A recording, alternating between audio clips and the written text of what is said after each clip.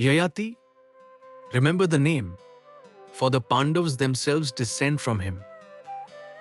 An emperor who had never once been defeated in war or in judgment. He walked by the Sastras, honored the gods, revered his ancestors, and his people counted themselves lucky in their king. Fortune, it seemed, had given him everything. His rule was the kind bards remember. Sacrifices performed with a whole heart, justice given without fear or favor, the weak sheltered, and the proud held in check. Kingdoms far from his borders spoke his name with respect. A man at the summit of the world, with one curse already written into his story. For this was the same Yayati who had wronged Devyani, and Sukracharya's curse had found him in the fullness of his manhood and made him, between one breath and the next, an old man. The strength ran out of his arms like water. The mirror became his enemy overnight. The poet of the epic says it plainly. Old age destroys beauty and brings miseries. But a slow old age at least comes gently, giving a man years to make his peace.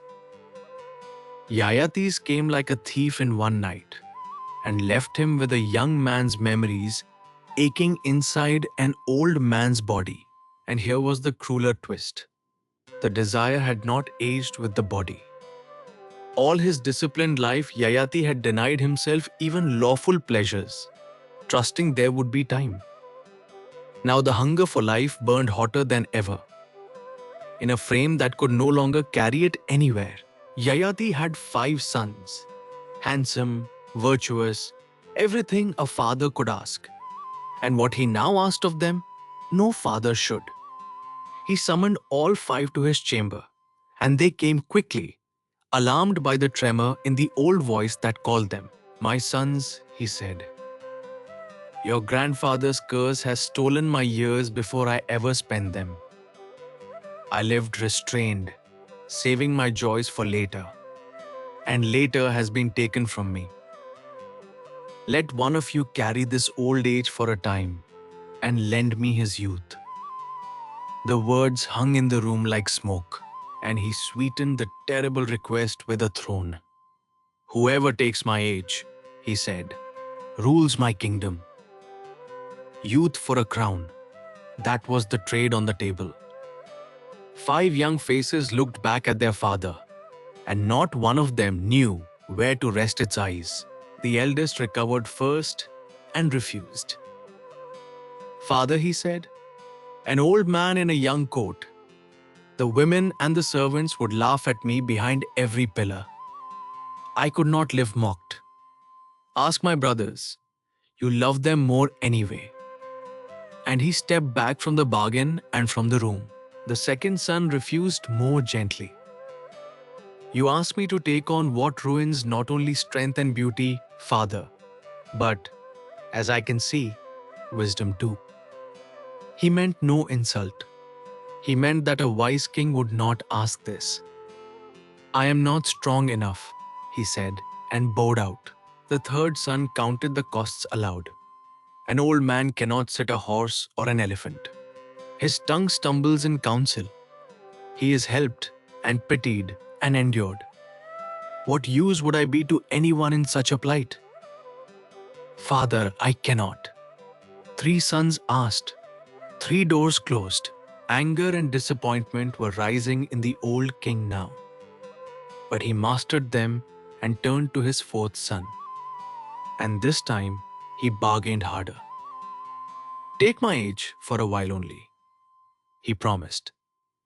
"I will return your youth and shoulder my curse again.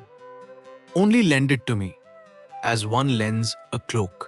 But the 4th son had watched age closely, and what he had seen frightened him. An old man must be helped, father, even to keep his own body clean. "Forgive me. I love you. I cannot become that, even for you." And Yayati stood refused by 4 sons in a single evening. One son remained, Puru, the youngest, the one who had never in his life said no to his father. Yayati looked at him the way a drowning man looks at the last plank of a broken ship, and hoped against all the evening's evidence. "Save me, my child," the king said. "This old age, the wrinkles, the weakness, the grey, is more than I can carry. Take it from me for a little while, and I will return your youth and resume my sentence. Do not turn from me the way your brothers did." It was hardly a king speaking anymore. It was only a father, and Puru did not hesitate. "Father," he said simply, "take my youth and be happy. I will carry your years and your cares gladly. No conditions, no throne demanded." Yayati threw his arms around this last son, and the embrace itself completed the exchange. At the touch, the years flowed between them like water finding its level. Yayati straightened into his lost prime, black-haired and bright-eyed, and Puru bent under the sudden weight of another man's winter. The old young son took up the kingdom and ruled it so well that his fame outshone his sacrifice, and Yayati went to collect his postponed joys. He feasted, he loved. He wandered as far as Kuber's celestial gardens and passed long years there with an Apsara for company. He drank pleasure in every form the worlds could pour, and each cup left him thirstier than the one before. After long years, the truth he had read all his life finally happened to him. Desire is not quenched by feeding it, any more than fire is quenched by the ghee poured on it. The flame only climbs. Corn, gold, cattle, women. No possession has ever satisfied anyone. Peace lives past the reach of craving, in the stillness, beyond liking and disliking. He had heard it 1,000 times. Now at last, he knew it.